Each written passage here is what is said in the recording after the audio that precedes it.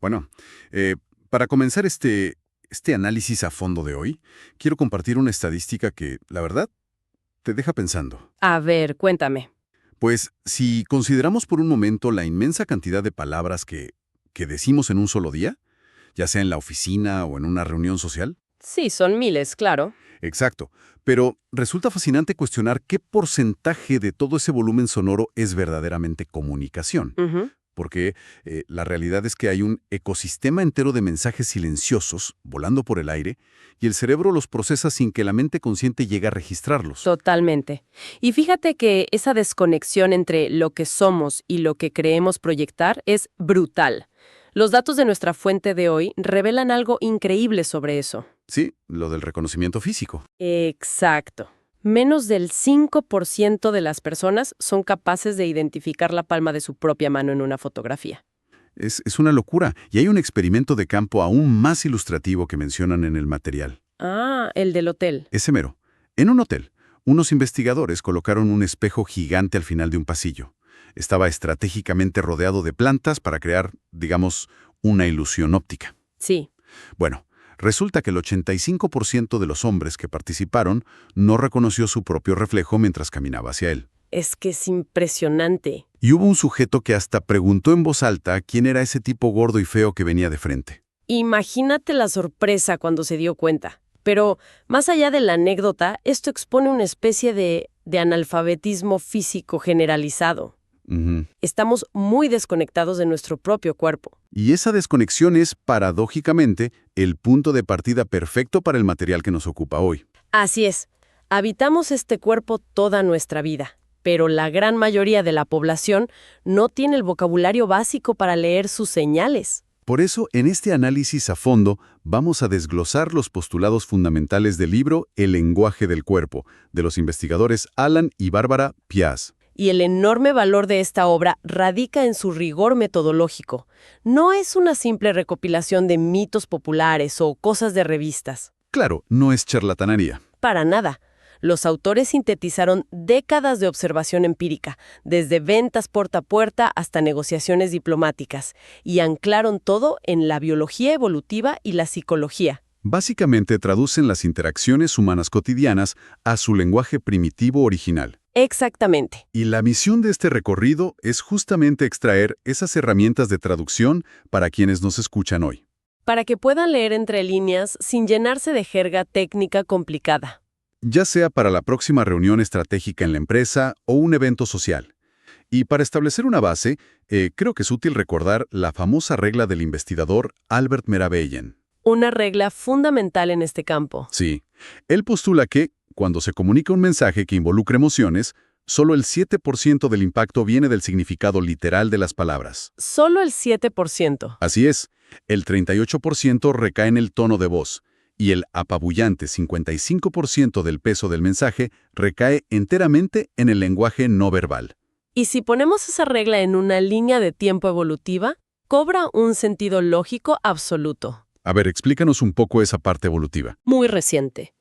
Empezó hace apenas unos 2,5 millones de años, con un propósito superutilitario. Para transmitir datos, digamos. Exacto. Datos concretos, coordinar una casa, construir herramientas. Pero para transmitir intenciones o emociones, el cuerpo sigue siendo el vehículo principal. Claro, mucho antes de poder formar frases, nuestra supervivencia dependía de leer postulas, para detectar peligro o agresividad. Tal cual. Y esa biología explica por qué figuras como Charles Chaplin tuvieron tanto impacto en el cine mudo. Ah, claro, porque no tenían diálogos. Exacto. Se vieron obligados a dominar de manera magistral este canal primitivo para evocar emociones universales. De hecho, fue Charles Darwin, allá por 1872, quien documentó esto por primera vez. Que las expresiones faciales no son culturales, sino biológicas. Así es. Y la prueba irrefutable de esto se ve en el desarrollo infantil. Los bebés que nacen con ceguera total sonríen genuinamente cuando sienten alegría. A pesar de no haber visto nunca una sonrisa para imitarla. Exactamente. La sonrisa está en el ADN, no en el aprendizaje social. Y ese anclaje biológico arroja luz sobre otro fenómeno fascinante que a menudo se etiqueta como algo místico. La famosa intuición. Sí, la intuición. Es muy común escuchar a alguien decir que tiene un presentimiento inexplicable de que otra persona le está mintiendo. Ujú. Y el texto analiza cómo las videntes o adivinas logran tasas de acierto de hasta el 80% con clientes nuevos. Que no es magia, obviamente. Para nada. Están aplicando una técnica de observación llamada lectura en frío. Calibran reacciones físicas minúsculas ante diferentes estímulos verbales. Y la mecánica detrás de eso es puramente neurológica. Lejos de ser un mito, los escáneres cerebrales recientes revelan datos impresionantes. ¿Cómo cuáles? Pues resulta que el cerebro femenino tiene entre 14 y 16 áreas distintas dedicadas principalmente a evaluar el comportamiento ajeno. ¿Y el masculino? El cerebro masculino promedio presenta actividad en apenas 4 a 6 áreas para la misma tarea. Es una diferencia estructural enorme. Sí, y responde a una presión evolutiva implacable. A lo largo de cientos de miles de años, las madres necesitaban monitorear y diagnosticar las necesidades de bebés que no podían hablar. Desarrollaron un radar súper sofisticado. Exacto. Es esa misma red neuronal la que hoy en una sala de juntas genera una alerta roja silenciosa cuando un colega dice una cosa, pero su cuerpo dice otra. Y dado que esa capacidad varía entre personas, es fundamental contar con un sistema consciente para decodificar señales. Sí, para no caer en sesgos. Los autores proponen abordar el lenguaje corporal como si fuera un idioma extranjero. No puedes entender un texto leyendo una sola letra aislada. Necesitas vocabulario, sintaxis, contexto. Tal cual. Por eso el libro establece 3 reglas fundamentales de interpretación. La primera es leer en grupos o clústeres. Que es el error típico de los principiantes. Aislar un solo gesto, observar a alguien rascarse la cabeza y pensar inmediatamente que está mintiendo. Cuando la realidad fisiológica podría ser simplemente que tiene caspa. Exacto.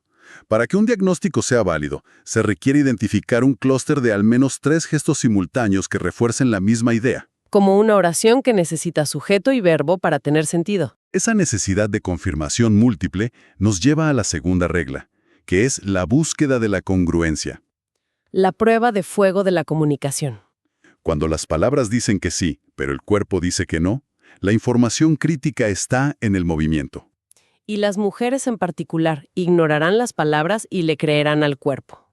El libro documenta un caso clínico de Sigmund Freud, súper interesante sobre esto. Ah, el caso del anillo de bodas. Es un ejemplo magistral. Sí.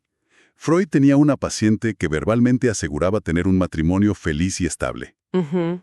Pero mientras hablaba maravillas de su esposo, inconscientemente se quitaba y se volvía a poner el anillo de bodas. Lo deslizaba por el dedo una y otra vez. La mente racional afirmaba compromiso, pero la respuesta motora revelaba un deseo profundo de liberarse de esa relación. Y como era de esperarse, los problemas matrimoniales salieron a la luz poco después. El subconsciente siempre busca una válvula de escape física cuando se reprime una emoción. Es como un sistema de filtración de la verdad. Y la tercera regla es evaluar el contexto. Fundamental. Si ves a alguien esperando el autobús en invierno, abajo cero, con los brazos cruzados y los hombros encogidos, Sería absurdo pensar que tiene una actitud defensiva o de rechazo social. solo tiene frío. Hay que usar el sentido común. Totalmente. Y cuando aplicas estas 3 reglas combinadas, el análisis del engaño se vuelve fascinante. Sobre todo al ver cómo evoluciona la mentira con la edad. Es muy divertido analizar eso. En la etapa infantil, a los 5 años, el instinto de mentir es súper literal. El niño se tapa la boca con las 2 manos, Exacto. En un intento físico de frenar las palabras falsas. pero al llegar a la adolescencia, el cerebro ya tiene más sofisticación social. El impulso de taparse la boca sigue ahí, pero se refina y se convierte en un roce disimulado de los dedos sobre los labios. ¿Y qué pasa en la edad adulta? Ahí llegamos al pináculo. El cerebro primitivo sigue mandando la orden de tapar la boca. Pero la corteza prefrontal del adulto dice, oye, no hagas eso que se ve muy obvio. Exactamente.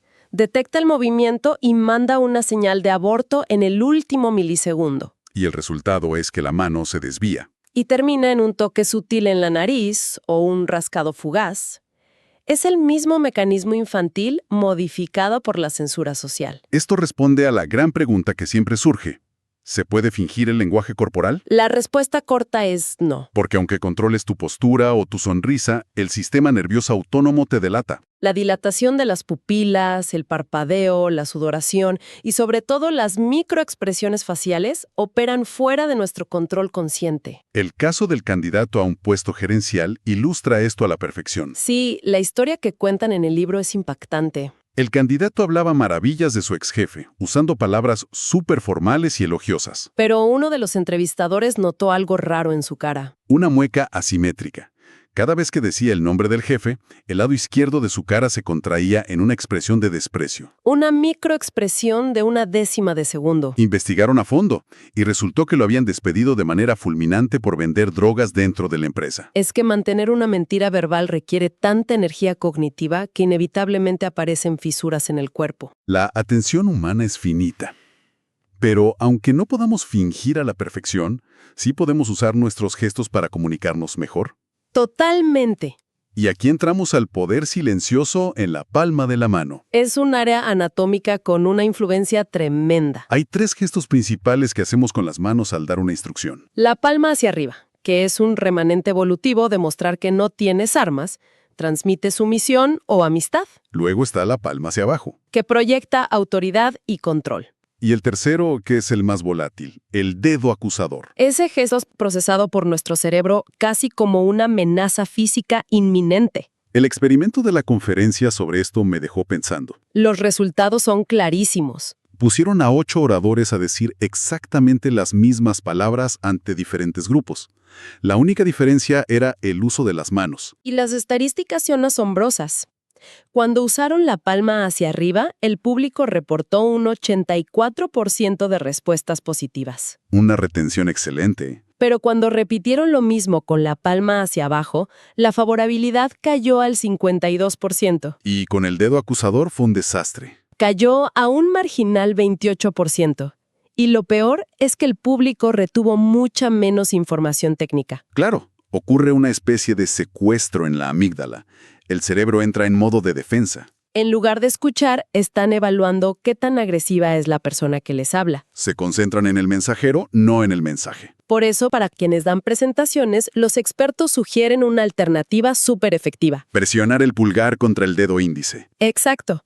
Proyecta enfoque y reflexión, sin ser agresivo. Toda esta calibración espacial nos lleva directamente al campo de batalla moderno por excelencia, El apretón de manos, que no es solo un protocolo, tiene una historia evolutiva fascinante. desde las tribus, como decíamos, era para mostrar que no había armas ocultas. Pero en la época del Imperio Romano la cosa se puso más tensa. Por el miedo a las dagas ocultas en las túnicas, entonces empezaron a agarrarse de los antebrazos para palpar si había armas. Y hoy, aunque ya no tememos dagas ocultas, el apretón es un indicador instantáneo de dinámicas de poder. Subconscientemente, en milisegundos, evaluamos si hay sumisión, dominancia o igualdad. El movimiento clásico de dominancia es cuando alguien te tuerce la mano para que su palma quede mirando hacia abajo. Forzándote a recibir el saludo con la palma hacia arriba. Quienes trabajan en entornos corporativos seguro han sentido eso alguna vez. Es un patrón de subordinación física. Pero la biomecánica nos da la solución, La técnica de dar el paso con el pie izquierdo. que es elegantísima. Normalmente, los diestros adelantamos el pie derecho al saludar. Lo cual nos deja un poco vulnerables geométricamente. Sí. Pero si entrenas tu cuerpo para dar el paso con el pie izquierdo, invades ligeramente el espacio personal del otro. Y lo obligas a reajustar su equilibrio. Ese instante anula su capacidad de torcerte la muñeca. El saludo se vuelve vertical, de igual a igual. Y si la persona es demasiado agresiva, puedes usar el apretón doble, poniendo tu mano izquierda encima de la suya. Para recuperar el control instantáneamente. Y hablando de saludos, el material menciona una galería de los horrores de los apretones de manos. Es muy cómico, pero tiene mucho sentido psicológico. El famoso pescado húmedo, por ejemplo. Frío y flácido. Psicológicamente, la persona minimiza el contacto físico por pura ansiedad o miedo a la confrontación. Y en el otro extremo está el quebrantahuesos, Pura agresividad que destruye los nudillos. que en realidad es una sobrecompensación, ¿no? Exacto. Esconde una profunda inseguridad. Necesita lastimar para establecer presencia. Y no podemos olvidar el mango de bomba. Ese movimiento excesivo de arriba hacia abajo que no se detiene nunca. Es una invasión total del espacio personal. Pero donde la gestión del espacio alcanza su nivel más alto es en la política internacional. Ahí los analistas de inteligencia miden todo al milímetro, como en las fotos oficiales. La ventaja del lado izquierdo, Esto es buenísimo. Quien se para del lado izquierdo de la foto siempre domina visualmente. porque tiene que cruzar su brazo derecho hacia el centro de la imagen, Y la cámara capta el dorso de su mano y todo el antebrazo. ocultando el brazo de la otra persona. Subconscientemente, el público lo percibe como el más grande y protector. Esto cambió la historia en el debate entre Kennedy y Nixon en 1960. Kennedy se aseguró sistemáticamente de posicionarse en el flanco izquierdo durante los saludos oficiales. Y el impacto fue medible. Quienes escucharon el debate por radio pensaron que Nixon ganó. Pero los que lo vieron por televisión sintieron que Kennedy proyectaba más liderazgo, en gran parte por cómo ocupó el espacio. Lo mismo vimos en las cumbres entre George W. Bush y Tony Blair. Bush buscaba el lado izquierdo y además usaba su mano libre para tocar el hombro o la espalda de Blair. Un gesto de paternalismo tremendo. Y otro ejemplo clásico es la firma de los Acuerdos de Oslo. El saludo entre Yitzhak Rabin y Yasser Arafat. Fue una exhibición de tensión biomecánica. Rabin mantuvo su brazo derecho totalmente rígido para establecer un perímetro infranqueable, Manteniendo a Arafat a distancia. mientras la fuerza opuesta intentaba acercarse. La tensión política se cristalizó en la tensión de esos brazos. Es impresionante ver estas interacciones desglosadas con tanta precisión técnica. Y esto nos lleva a la conclusión de la sesión de hoy. El objetivo de comprender estas dinámicas biológicas no es manipular a los demás. Exacto, no se trata de ser coercitivo. Se trata de tener más empatía, de entender mejor el entorno y reducir fricciones. Si sabes que tu postura está causando resistencia subconsciente, puedes ajustar tus gestos para mejorar la comunicación. Un buen apretón de manos vertical, con la presión equivalente, genera respeto mutuo y confianza. Pero para cerrar, me gustaría dejar un pensamiento final sobre esto en nuestra era actual. A ver, adelante. Nuestra biología lleva millones de años dependiendo de leer el movimiento de las manos, la postura y las pupilas para detectar amenazas o sinceridad. Somos radares físicos. Exacto. Entonces, ¿qué impacto neurológico está teniendo en la sociedad el hecho de que hoy nuestras interacciones más críticas ocurran a través de mensajes de texto? Pantallas apagadas donde no vemos nada. Estamos forzando a nuestro cerebro a tomar decisiones y negociar sin poder leer ninguno de estos códigos de supervivencia ancestrales. Operamos en la más absoluta oscuridad sensorial. Es una excelente reflexión para quienes nos sintonizan. Definitivamente redefine cómo vemos nuestras interacciones diarias frente a un teclado. Sin duda. Y con esta idea concluimos nuestro análisis a fondo. Nos encontraremos en la próxima inmersión para seguir descifrando nuestro entorno.